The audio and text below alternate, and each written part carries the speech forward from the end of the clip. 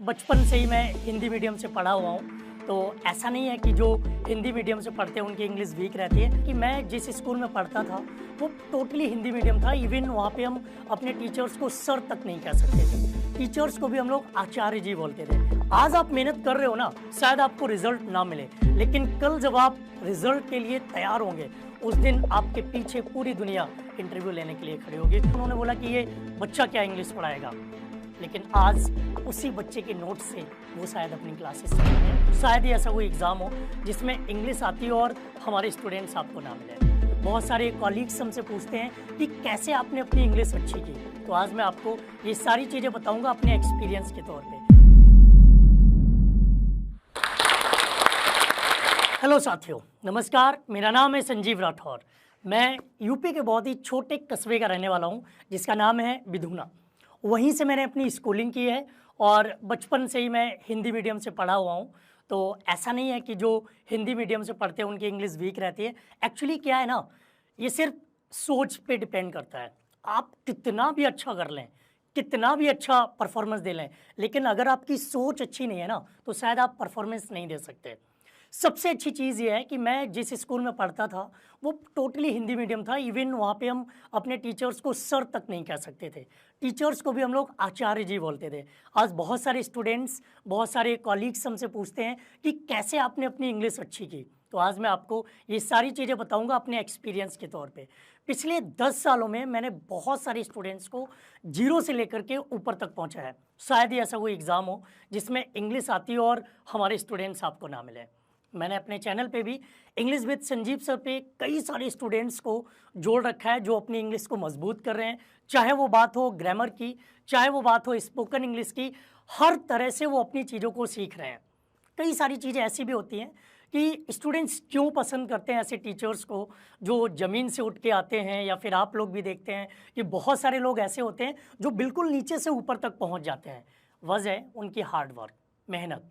और मैंने हमेशा देखा है कि अगर खुद के ऊपर मेहनत की है तो ज़िंदगी में एक ना एक दिन सफल ज़रूर होंगे आप। और ये बहुत ज़रूरी है। आज आप मेहनत कर रहे हो ना, शायद आपको रिजल्ट ना मिले, लेकिन कल जब आप रिजल्ट के लिए तैयार होंगे उस दिन आपके पीछे पूरी दुनिया इंटरव्यू लेने के लिए खड़ी होगी। और ये सबसे ज़रूरी चीज़ है। मेरे छोटे टाउन में होने की वजह से भी कई बार मुझे ऐसी चीज़ों का सामना करना पड़ा जो आज भी मैं फेस करता हूँ, लेकिन अब तो इग्नोर भी करने लगा हूँ कि कोई क्या बोलता है मेरे बारे में, क्या कहता है, कैसे सोचता है, क्या करता है, कुछ फ़र्क नहीं पड़ता। मेरे को याद है मेरे मुंह पे कुछ टीचर्स नहीं बोला था, और वो भी इंग्लिश के ही टीचर थे। कि जब मैंने 2012 में पढ़ाना स्टार्ट किया था तो जस्ट छोटा सा 19-20 साल का एक बच्चा ही था मैं। तो उनका कहना भी गलत नहीं था। उन्होंने बोला कि ये बच्चा क्या इंग्लिश पढ़ाएगा, लेकिन आज उसी बच्चे के नोट से वो शायद अपनी क्लासेस चला रहे हैं। और ऐसे भी मेरे पास केसेस हैं, और ऐसा आपकी ज़िंदगी में भी आ सकता है अगर आप मेहनत करते हो ना, खुद के ऊपर मेहनत करते हो। और सबसे ज़रूरी चीज़ है वक्त से सीखना। अगर आपने वक्त से नहीं सीखा ना, और जिस दिन वक्त ने आपको सिखाना शुरू कर दिया उस दिन फिर घसीटते घसीटते जाओगे आप अपनी लाइफ में। आपको अगर नहीं घसीटना है, आपको नहीं स्ट्रगल करना है, तो आपको वक्त से सीखना पड़ेगा। मेरी लाइफ में बहुत सारे ऐसे इंसिडेंट्स आए जिनको सुन के आपको लगेगा यार सच में ऐसा भी हो सकता है क्या। मैंने स्टार्टिंग की थी किसी दूसरे सब्जेक्ट से, बायो से। और बायो मैंने इसलिए पढ़ाना शुरू किया था क्योंकि मेरी लाइफ में मैंने एनआईटी से स्टार्ट किया दिल्ली में, और एनआईटी में जनकपुरी से कर रहा था। उसके बाद में अगस्त 2012 में मेरे घर में एक दुर्घटना घटी। मैं चाहूँगा कि भगवान न करे कभी किसी के साथ ऐसा हो। मेरे बड़े भाई की सडन डेथ हुई, और फिर घर पे मुझे वापस बुला लिया गया। और उसके बाद में बोला गया कि आपको घर से ही कुछ करना है, आपको बाहर नहीं जाने देना है, मम्मी पापा का ख्याल रखना है, उनका ध्यान देना, और होता भी है, रखना भी चाहिए। तो एक जिम्मेदार बेटा होने के नाते मेरे मन में भी आया कि चलो बहुत सारे सपने थे, उन सब को स्टॉप करके माँ बाप के सपनों को पूरा करता हूँ। तो मुझे लगा कि यार एक ऐसी चीज़ है जो मैं कर सकता हूँ, वो ये है कि मैं पढ़ाना शुरू कर दूँ।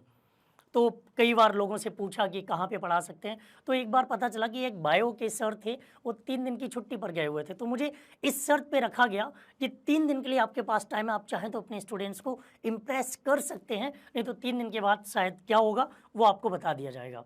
मैंने बहुत मेहनत की, रात में भर पढ़ा, फिगर्स बनाए, बहुत अच्छे से तैयारी करके गया। जब मैंने क्लास ली तो बच्चों ने कहा सर आप तो बड़ा अच्छा पढ़ाते हैं। तो मेरे को भी बड़ा अच्छा फील हुआ, चलो मैंने मेहनत की, उस मेहनत का रिजल्ट मुझे जल्दी मिल गया। तो धीरे धीरे करके ऐसे ही फिर मेरा मकसद ये नहीं था कि मैं पढ़ाऊँ, उससे अर्निंग करूँ। मेरा मकसद ये था कि मैं ज़्यादा से ज़्यादा लोगों के बीच में रहूँ, ताकि जो मेरे परिवार के साथ या मेरे साथ हुआ है उससे मैं थोड़ा दूरी बना सकूँ, उससे मैं बाहर निकल के अपने जीवन में खुशियाँ ला सकूँ, माँ बाप को खुश कर सकूँ, उससे उनको डाइवर्ट कर सकूँ। तो मैंने सोचा कि चलो ठीक है, धीरे धीरे और भी स्कूल्स पढ़ाते हैं। तो मैंने 4 स्कूल में पढ़ाना शुरू किया। 2 में मुझे याद है मैं बायो पढ़ाया करता था और 2 में मैं इंग्लिश पढ़ाया करता था। तो धीरे धीरे करके ऐसे ऐसे करके सब कुछ आगे बढ़ता गया। स्कूल में पढ़ा रहा था, सब कुछ बढ़िया था। हर किसी की लाइफ में एक ऐसा इंसिडेंट होता है जो उनकी लाइफ को पूरी तरह से बदल देता है। वो बदलाव नेगेटिव भी हो सकता है, वो बदलाव पॉजिटिव भी हो सकता है, और वो मेरी ज़िंदगी में एक पॉजिटिव बदलाव आया। आपको याद होगा 16 नवंबर 2013 का वो दिन इंडिया के इतिहास में और पूरी दुनिया के इतिहास में हमेशा लिखा रहेगा, सचिन तेंदुलकर का लास्ट दिन। सचिन ने उस दिन संन्यास लिया। सचिन ने जब संन्यास लिया तो मैं सचिन का बहुत बड़ा फ़ैन था। बचपन से ही मेरे को याद है 2000 से मैंने क्रिकेट देखना शुरू कर दिया था और बहुत बड़ा फ़ैन था मैं। तो उस दिन हमारे जो एक स्कूल के प्रिंसिपल साहब थे, उनका फ़ोन आया कि संजीव भाई आज थोड़ा सा जल्दी आ जाना। मैंने कहा सर आज तो मैं आने के बारे में ही नहीं सोच रहा हूँ। तो उनके वर्ड थे कि अगर आज नहीं आए ना तो फिर मत आना। ये वर्ड ना टच कर गया। मैंने कहा यार मैं मेहनत करता हूँ, दिन रात लगा रहता हूँ, स्टूडेंट्स को बढ़िया करता हूँ, स्टूडेंट्स के लिए उनका फीडबैक अच्छा मिलता है, स्कूल के लिए अच्छा करता हूँ, बट अगर मैं किसी दिन गलती कर दूंगा तो मैं 0 पहुँच जाऊँगा। उसी दिन मैंने ठान लिया कि मैं स्कूल्स में नहीं जाऊँगा। उस दिन से मैंने कंपटीशन के बारे में सोचा, 2 महीने फ्री रहा। उसके बाद मैंने स्टार्ट किया नवंबर, दिसंबर, 14 जनवरी मकर संक्रांति के दिन, उस दिन से मैंने स्टार्ट किया कंपटीशन में पढ़ाना। इसमें मेरे एक सर थे, उन्होंने भी बहुत हेल्प की थी। मैंने उनसे बोला कि मैंने कभी इस तैयारी नहीं की है कंपटीशन की, तो उन्होंने बोला कि कोई भी तैयारी करके नहीं आता है, मेहनत करो, अपने कॉन्सेप्ट पे काम करो, अपनी चीज़ों पर काम करो, जो अपनी चीज़ें होंगी ना उन्हीं से आपको फ़ायदा मिलेगा, और लिखते जाओ, अपने नोट्स बनाओ, दूसरे के नोट्स से कोई मतलब नहीं है, अपने नोट्स बनाओ। वो बात मैंने ध्यान रखी और उस दिन से मैंने अपने नोट्स बनाने शुरू किए। मेरे को याद है जब मैं पहली बार क्लास में गया था तो मेरी जो फर्स्ट ओवरऑल ट्रिक थी वो थी गोल ऑफ स्टूडेंट।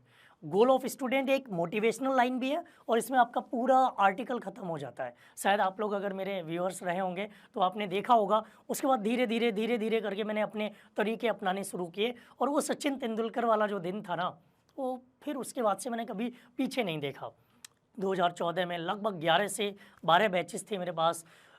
उसके बाद धीरे धीरे बढ़ते चले गए और फिर एक टाइम ऐसा आया, इतना छोटा टाउन था, किसी के पास माइक भी नहीं होता था, कोई किसी कोचिंग में माइक नहीं होता था, ऐसे ही पढ़ाना होता था। अपने घर में भी बैच पढ़ाया करते थे। मेरे को अच्छे से याद है कि मेरा छोटा सा रूम है, आज भी बना हुआ है, वैसे ही बोर्ड भी लगा हुआ है, और उस रूम में अगर 5 बजे की क्लास हुआ करती थी तो 4 बजे से 4:30 से बच्चे आने शुरू हो जाते थे, क्योंकि कमरे में मोस्टली फ़ोटोज़ लगी रहती थी। इवन जब कोई पहली बार आता था तो देख के हंसता भी था, क्योंकि उसको अगर मैं टोंग्स के बारे में पढ़ा रहा हूँ, चिमटे के बारे में पढ़ा रहा हूँ, तो वो आपको साइड में रखा मिलेगा। अगर मैं फुटबॉल के बारे में पढ़ा रहा हूँ तो वो फुटबॉल साइड में रखी होती थी। इवन अगर मैं क्लैचर के बारे में कुछ बता रहा हूँ ना तो वो क्लैचर रखा होता था, क्योंकि ये चीज़ें स्टूडेंट्स को अट्रैक्ट करती हैं। अगर मैं वही चीज़ें उनको बताता जो मैंने किताबों में पढ़ी हैं तो शायद मुझ में और दूसरे टीचर्स में अंतर ही नहीं होता। तो मैंने उन चीज़ों को, आज भी मैं यूट्यूब में भी कई बार, अब तो घर से क्लास लेता हूँ तो चिमटा लेके पहुँच जाता हूँ कि भाई ये टोंग्स होता है, ये 2 पार्ट्स में बटा हुआ है, इसको ऐसे करोगे। शर्ट्स का एग्जाम्पल दे दिया, पैंट्स का एग्जाम्पल दे दिया। तो ये जो देसी एग्जाम्पल है ना, जो आपसे दिन रात चिपके रहते हैं, जो दिन रात आपके साथ में होते हैं ना, ये वैल्यूबल होते हैं, ये बेनिफिशियल होते हैं, क्योंकि जो आप देखते हो वही आपका माइंड कैच करता है, और माइंड अगर कैच कर रहा है ना चीज़ों को तो पेपर में आप 100% अच्छा करके आओगे। तो एक ग्रामर सीखने का जो तरीका है ना, वो हमेशा देसी रखो। भले ही अंग्रेजी विदेशी लैंग्वेज है, लेकिन तरीका अगर देसी है ना तो भाई साहब किसी एग्ज़ाम में फेल नहीं हो सकते आप, किसी एग्ज़ाम में पीछे नहीं हो सकते आप। और हमेशा याद रखो, आपके आसपास जितनी चीज़ें दिख रही हैं ना उन्हीं पे कंसंट्रेट करो। बाहर की दुनिया पर, बाहर की चीज़ों पर कुछ मत फोकस करो, सिर्फ और सिर्फ उन्हीं चीज़ों पर फोकस करो जो आपके लिए बेनिफिशियल हैं, वैल्यूएबल हैं, जो आपको दिख रही हैं, उन्हीं पर आपको चर्चा करनी है। क्योंकि कल को आप कहीं पर किचन में बैठे होंगे ना, तो अगर आपको इंग्लिश बोलनी है तो किचन के आइटम से बोलेंगे। अगर आप ड्रेसिंग रूम में ना, तो ड्रेसिंग रूम से रिलेटेड चीज़ों को बोलेंगे।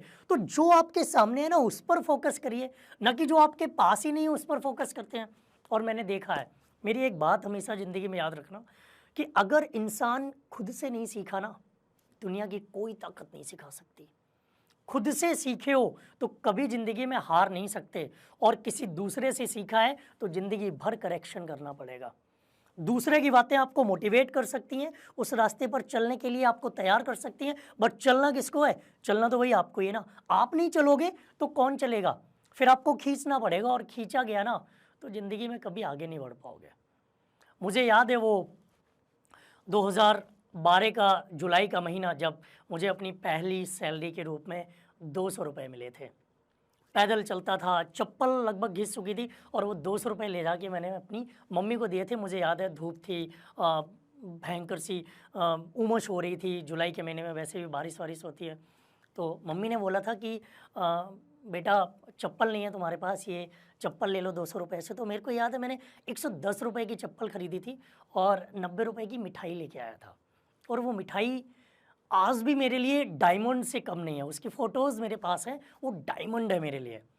अपने आप को जितना घिसोगे ना उतना ही मजबूत होंगे आप, क्योंकि भाई आप लोग तो जानते हैं ना, डायमंड को घिसा जाता है तभी तो चमक आती है उसमें, और घिसोगे नहीं तो कैसे चमकोगे? नहीं चमक सकते ना। तो मेरे को याद है, और कई सारे ऐसे इंसिडेंट्स हुए हैं, शायद और कोई होता ना तो पढ़ाना ही छोड़ देता।